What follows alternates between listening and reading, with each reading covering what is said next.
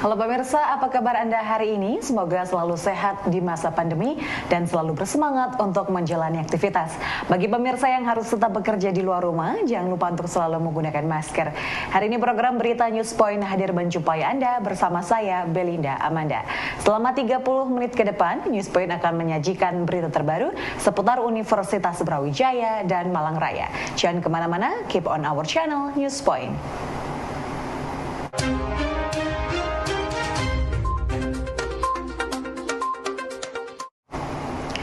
Pemirsa, arus lalu lintas dari 4 pos pengamanan dan 1 pos pantau yang ada di wilayah Polres Malang pada masa libur tahun baru ini dapat terpantau secara langsung dari Command Center yang ada di pos pelayanan Karanglo. Kanit Turja Wali Satlantas Polres Malang, Ibtu Ahmad Taufik menjelaskan pada setiap pos pengamanan sudah terkoneksi secara langsung dengan Command Center sehingga semua pergerakan arus lalu lintas di titik Kabupaten Malang dapat terpantau.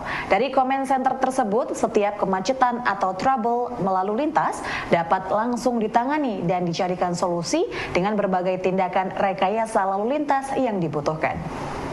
Command Center ini dikhususkan kepada pos pengamanan yang ada di wilayah Kabupaten Malang. Pos pengamanan kita ada 4, pos pelayanan ada 1 di Karanglo ini. Pos pengamanan ada di Exit Tol Singosari, kemudian Exit Tol Pakis, kemudian di perbatasan Sumber Pucung dan juga Blitar. Satu lagi di pos jalur lintas selatan atau di Balekambang ya.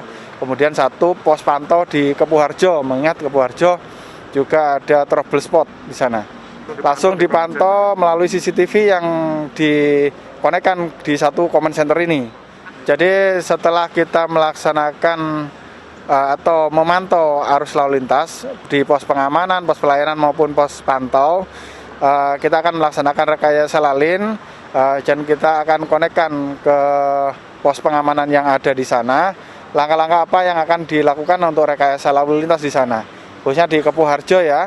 Ini Kepuharjo juga kemarin ada trouble, maksudnya yang mengarah ke arah Kota Batu, kita laksanakan 1 jalur ke arah Batu ya, kemudian juga sebaliknya, dan kita kasih barier di sana. Kita kasih barier agar yang dari arah dalam itu mengikuti arus yang ada, baik itu ke arah barat maupun ke arah timur. Keberadaan gazebo dan pendopo di Fakultas Ilmu Administrasi merupakan wujud dari sinergi dan komunikasi semua pihak di VIA, baik mahasiswa, tendik maupun dosen. Keberadaan gazebo ini diharapkan mewujudkan suasana luar ruang yang inklusi, ramah lingkungan menuju Green Campus. Kepala Tata Usaha VIA Almudin pada saat kunjungan dari tim juri Green Campus UB menuturkan keberadaan gazebo dan pendopo dapat menunjang produktivitas semua pihak dan mencerminkan penataan kawasan VIA yang ramah lingkungan dan juga asri. Kita mengikuti sayembara Green Campus ini, pertama adalah sesuai dengan kriteria yang disampaikan oleh panitia Dies Natalis Universitas Brawijaya. Itu pertama dengan kaitan dengan Green Campus, yang kedua adalah kita insya Allah semester genap nanti yaitu akan ada perkuliahan hibrid, sehingga sepertinya juga kita sering di samping mempersiapkan untuk sayembara juga untuk hibrid untuk perkuliahan semester genap nanti. Itu kenapa pilih gazebo, karena itu adalah tempat untuk aktivitas mahasiswa, juga dosen, juga para tendik, yang mana di gazebo kami itu dekat dengan pendopo, yaitu untuk gelar anak-anak seni, dan untuk anak-anak juga biasanya ada latihan-latihan seperti itu.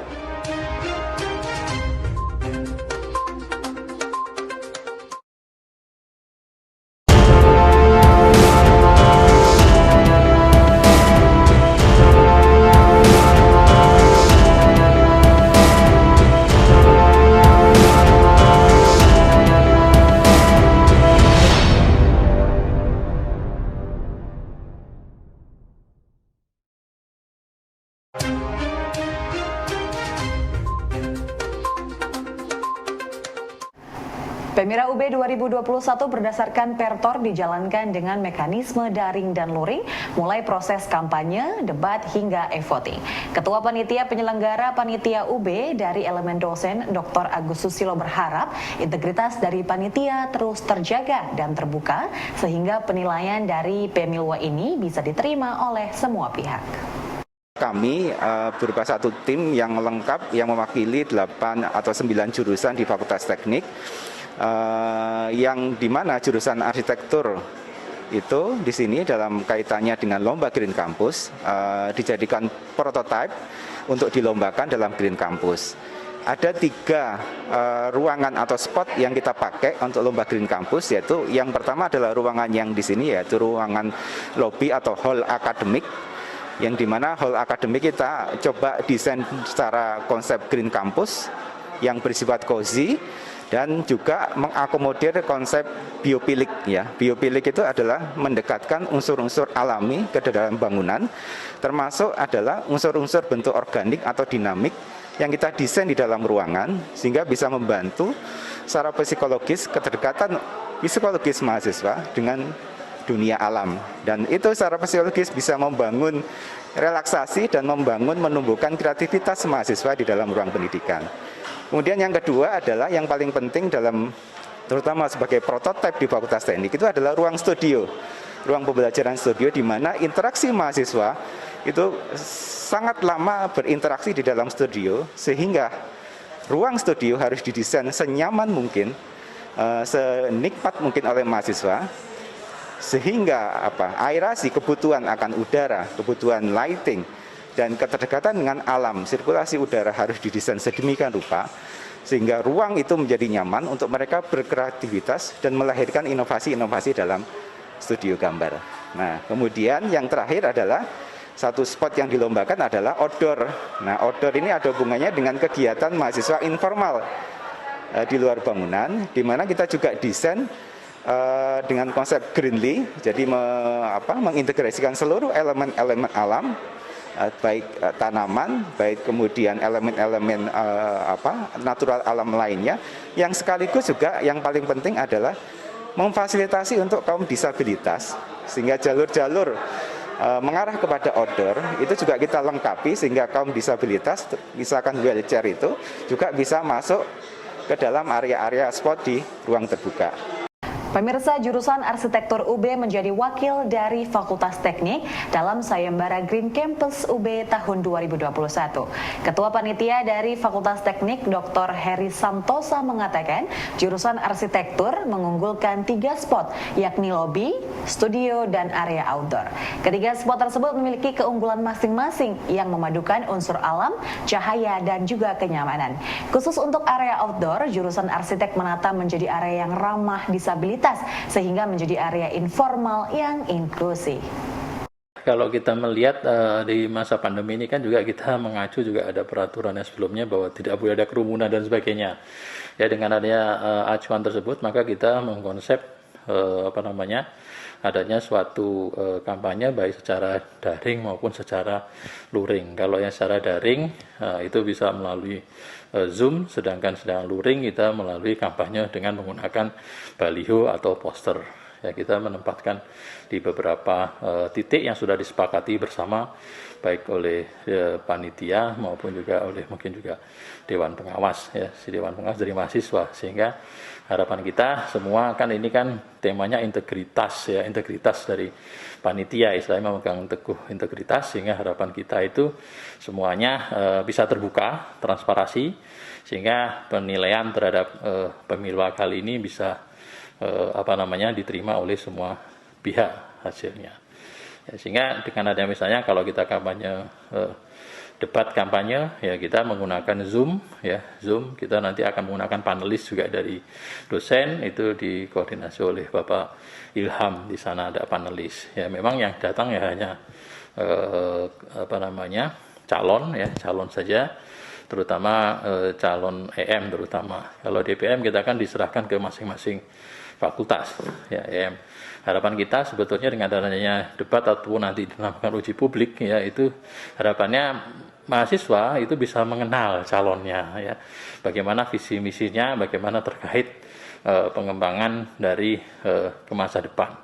Dan kita juga sudah membuat juga kisi-kisi pertanyaan supaya tidak terlampau melebar ya. Maksudnya kisi-kisi itu sudah disepakati semuanya supaya tidak terlalu melebar dari hal-hal yang terkait di bidang kemahasiswaan dan juga target bagaimana pengembangan universitas untuk di masa depannya.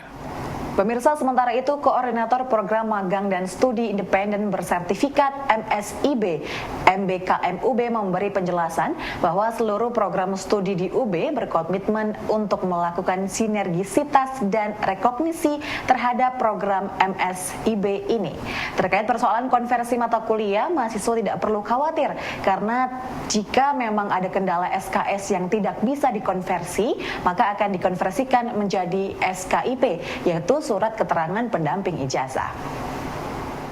Kebijakan terkait dengan rekognisi ataupun sinergisitas dikembalikan ke program studi.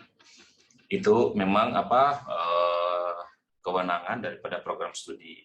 Akan tetapi semua program studi di Universitas Brawijaya itu sudah berkomitmen untuk sama-sama kita bagaimana sih melakukan sinergisitas dan rekognisi terhadap program ini yang dikonversikan sebanyak 20 SKS seperti itu. Karena mungkin kalau semester 5, semester 7 ataupun mungkin ada yang semester 9, jadi program ini belum didesain sebenarnya untuk angkatan-angkatan seperti itu. Jadi kalau kita bilang angkatan 2019 ya, berarti kan dia angkatan 2019, kalau dia semester 5 itu kan sebenarnya belum didesain karena mereka masih menggunakan kurikulum yang lama.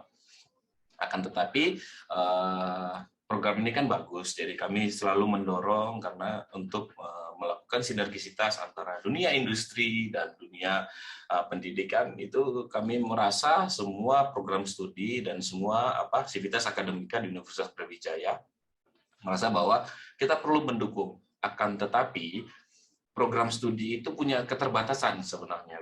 Jadi akan dikonversikan secara maksimal, akan dikonversikan secara maksimal, sehingga tidak ada terjadi selegenje ataupun miss antara mahasiswa, Kemendikbud, dan universitas. Jadi kita mencari win-win solution. Jadi tidak perlu khawatir sebenarnya. Kalau memang ada mata kuliah, contoh ya, saya mengajar di Fakultas Perikanan, khususnya pengolahan hasil perikanan. Terus tiba-tiba dia keterima di tempatnya yang tadi. Kan agak susah kita melakukan konversi kan sebenarnya kan, Pak. Tetapi punya solusi. Bisa akan diakui ke SKPI. Jadi ada standar bahwa kita akan mengakuinya sebagai SKPI. Jadi tidak perlu khawatir. Contoh semaksimal mungkin 20 SKS, kan ada 20 SKS. Cuman mungkin dia bisanya 15 SKS. 5-nya itu nanti akan dikonversikan ke SKPI, surat keterangan pendamping ijazah. Jadi contoh, sebenarnya program ini program ini kan melihat ada soft skill, ada hard skill. Nah, kebetulan ketika kita samakan dengan prodi, dia cuma bisa dikonversikan 12 SKS ataupun 15 SKS secara maksimal. Nah, 5 SKS-nya itu akan dikonversikan atau akan dijadikan surat keterangan pendamping ijazah.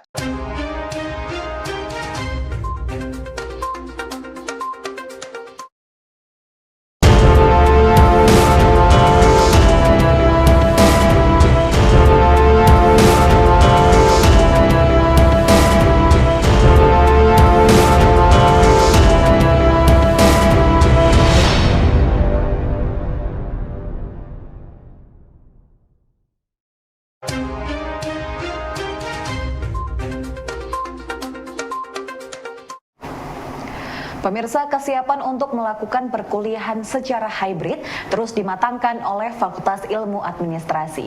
Pada visitasi Sayembara Green Campus hari ini, VIA menunjukkan kepada Wakil Rektor UB ruang kelas yang akan digunakan dalam perkuliahan hybrid. Kepala Tata Usaha VIA UB, Alimuddin, menjelaskan ruang perkuliahan yang ada didesain dengan mematuhi protokol kesehatan dan dilengkapi dengan sarana audio penunjang untuk perkuliahan online dan juga luring. Menurutnya, penataan ruang kelas ini melibatkan tim ahli dari VIA dan juga supervisi oleh tim dari Rektorat UB sehingga ruang kelas tersebut sesuai dengan standar yang telah ditetapkan.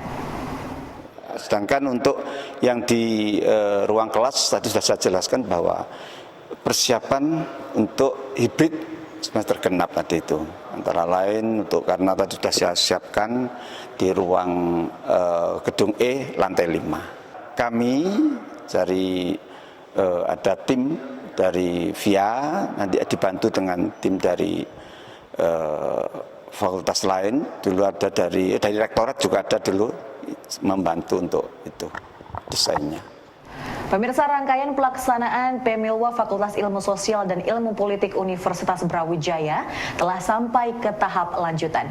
Pada hari Rabu 29 Desember 2021 digelar debat dan kampanye terbuka oleh calon pasangan presiden dan wakil presiden BEM FISIP UB.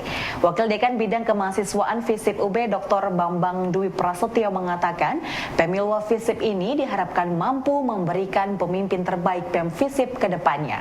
Para calon presiden dan wakil presiden harus mampu memberikan cita-cita konkret bagi kemajuan BEM FISIP UB selama 1 tahun mendatang.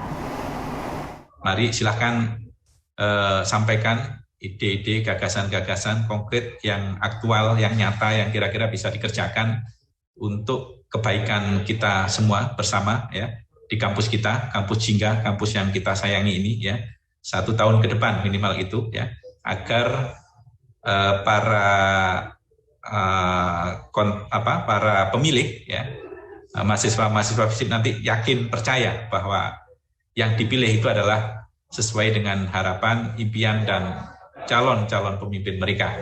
Sehingga jangan malu-malu ya, nanti adu gagasan yang kondusif, yang barangkali juga inovatif, yang kreatif dan tentu juga aspiratif ya. Siapa yang bisa menjaring keinginan, siapa yang bisa menjaring harapan dari seluruh warga mahasiswa FISIP, berarti nanti dia akan dipilih.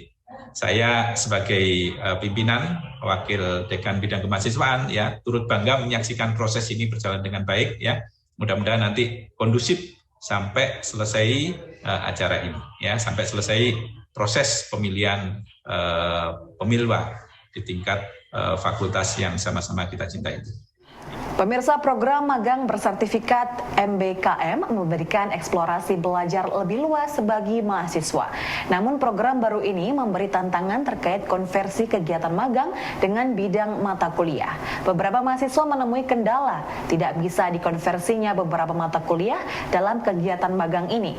Hal ini disampaikan oleh Nurul Aulia, salah satu peserta program magang bersertifikat MBKM dari FISIP UB.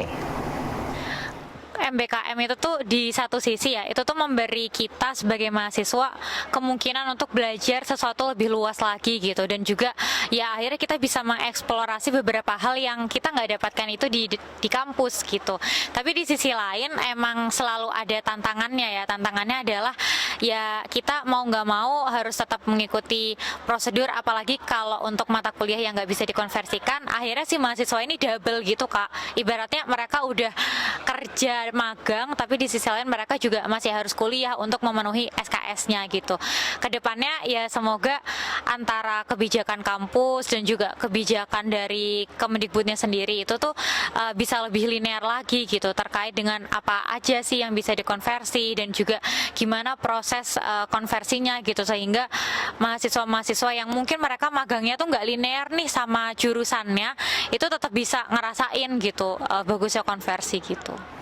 Pemirsa, informasi tadi sekaligus menutup perjumpaan kita hari ini. Jangan lupa untuk selalu menyaksikan News Point setiap hari pukul 19.30 waktu Indonesia Barat hanya di UB TV, Televisi Pendidikan Universitas Brawijaya. Saya Melinda Amada dan seluruh kru yang bertugas pamit undur diri. Tetap patuhi protokol kesehatan, wajib menggunakan masker. Terima kasih dan selamat beraktivitas.